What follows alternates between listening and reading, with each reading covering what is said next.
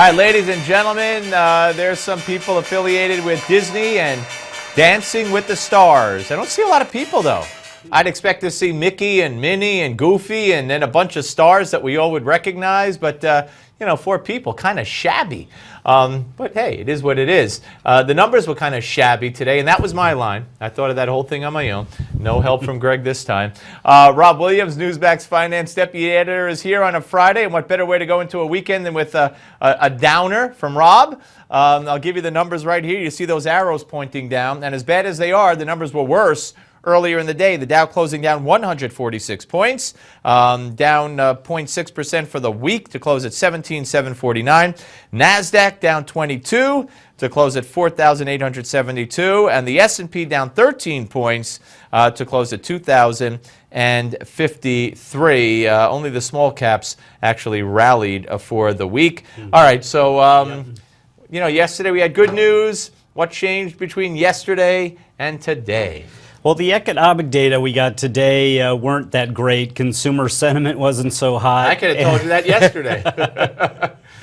But there's so many disruptions going on with what's happening in Europe and the exchange rate. And the dollar keeps going up. The dollar it continues just to go out of control. It's at not record highs, but at 12 or 13-year highs versus the euro. That's what the Europeans wanted. They wanted to cheapen their currency to make their products less expensive to foreign markets like us.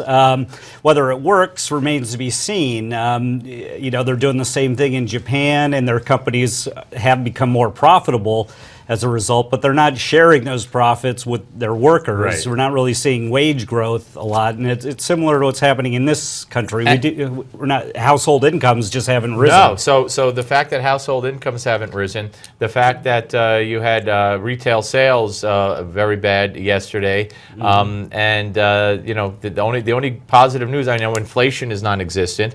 So when you factor those three in, along with the jobs numbers that we got last month, when the Fed meets and exposes their notes on Wednesday, what do you expect? Because those are 4 key factors, and it seems to me, if I'm interpreting them correctly, only one of them says raise rates. The other 3 kind of say, well, maybe not yet.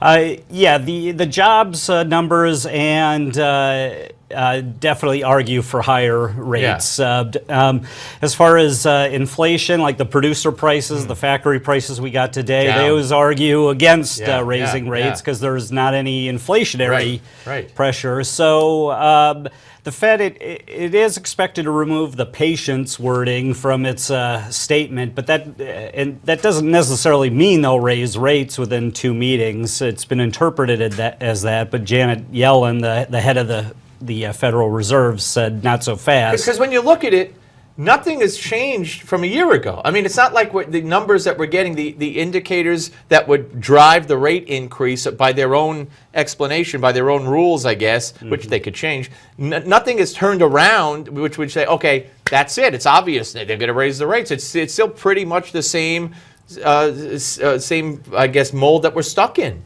Well, they ended QE back in October. That was the first step to trying to get back to a normal policy, and the next step will be to raise rates. But in the meantime, we've seen the Bank of Japan saying it's going to just pump a ton of money, and so the yen has fallen. Now the Europeans are doing that, and it's throwing the whole system into disarray. I'm telling you, you all could be surprised. They're not going to raise rates because they don't want to screw up what they believe will be an opportunity for Hillary. I'm telling you.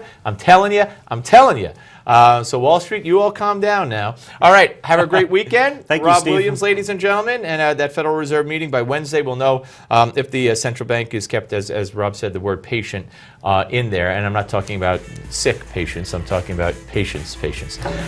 Anyway, if you want to take control of your financial future, you need to check out what you see on the screen right there. Yesterday I embarrassed myself and thought that a bull was a dog.